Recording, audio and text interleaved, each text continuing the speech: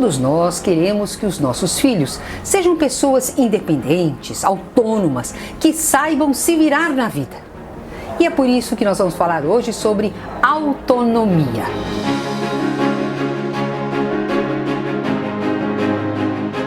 Antes da gente prosseguir, eu gostaria que você se inscrevesse no meu canal, desse um like e compartilhasse esse vídeo com as pessoas amigas suas, seus contatos que têm crianças.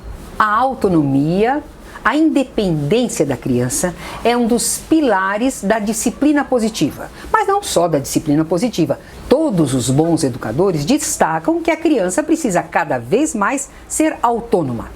Neil ou mesmo Maria Montessori, eles fazem questão de dizer que a gente nunca deve fazer pela criança o que ela pode fazer sozinha. Uma vez eu recebi em casa a visita de um psicólogo que viu minhas filhas pequenas recortando alguma coisa assim, e falou: nossa, mas como as suas filhas têm desenvolvida habilidade motora fina. Naquela época, eu confesso a vocês que eu não sabia o que era, mas é qualquer movimento que a gente faz, sobretudo com as mãos, em que nós temos movimentos que usam pequenos músculos e exigem, claro, uma certa habilidade para você poder recortar alguma coisa, para você poder abotoar, para você desabotoar. E eu sempre deixei que meus filhos fizessem isso. Agora já te dou a fórmula mágica. Paciência. Você tem que respeitar o ritmo da criança. Quando ela vai abotoar e não consegue, e ela tenta de novo, e você está com pressa, é bem provável que você atropele a criança e faça. Lembre-se da sabedoria popular. A gente tem que ensinar a pescar e não dar o peixe. Ou seja, o foco tem que sair de você e ir para a criança. Você quer que a sua criança tenha independência, então ela precisa experimentar a capacidade motora fina, como também a capacidade motora grossa, que a gente chama, que são os grandes músculos que fazem movimentos. Por exemplo, para chutar, para pular, para subir uma escada. Você sabe que eu fui numa escola em que eles estavam fazendo uma reforma para tirar tudo que fosse escada para transformar em rampas. Assim, as crianças não corriam risco de cair da escada. Mas, meu Deus, como é que essa criança vai aprender a subir uma escada? Se tiver o desafio diante dela.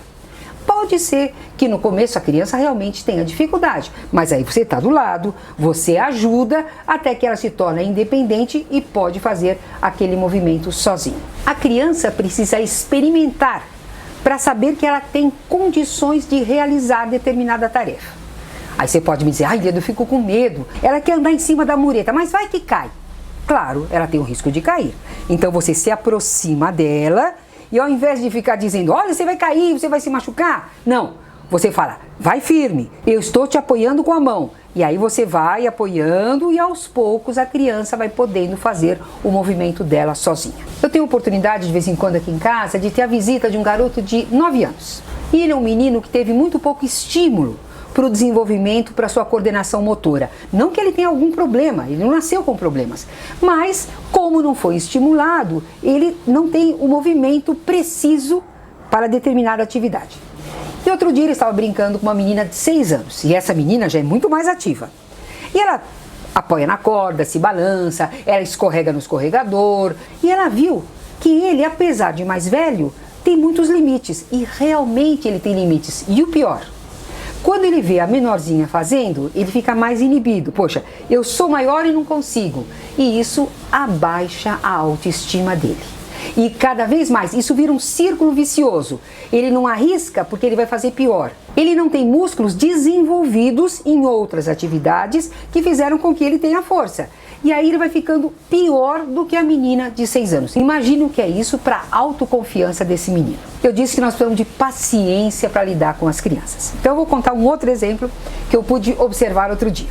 Havia um adulto que queria que a criança participasse da atividade de abrir um tambor que tinha água dentro, ele precisava daquela água. E aí ele chamou a criança e falou: olha, vem aqui abrir. Só que a tampa estava muito dura e a criança teve dificuldade. O que ele fez? Falou: ah, você não tem força, espera um pouco. Abriu, tirou a água, terminou, fechou e a criança ficou olhando. O que aconteceu com essa criança? Ela diz: eu não consigo, e não teve a experiência do aprendizado. Como Como seria isso numa versão de alguém que queira ajudar a criança a desenvolver a autonomia? A criança vai lá, tenta mexer com a tampa, não consegue. Aí você diz, nossa, tá muito emperrada mesmo. Espera que esse comecinho eu tiro. Aí você vai e solta um pouco. Aí a criança tenta. Se não conseguir, você ainda fala, espera um pouco, eu vou abrir um pouquinho mais. A criança aguarda e daí pra frente ela consegue desenroscar a tampa. Opa, que felicidade! Ela diz, eu consigo. Assim você empodera a criança, ao invés dela ficar vendo o adulto fazendo atividade e ela não aprender nada com isto. E não melhorar a sua autoestima. Você já deve ter visto que há crianças com 10 anos de idade que não sabem amarrar o cadarço do tênis. Isso é uma atividade que a criança começa a aprender por volta de 4, 5 anos.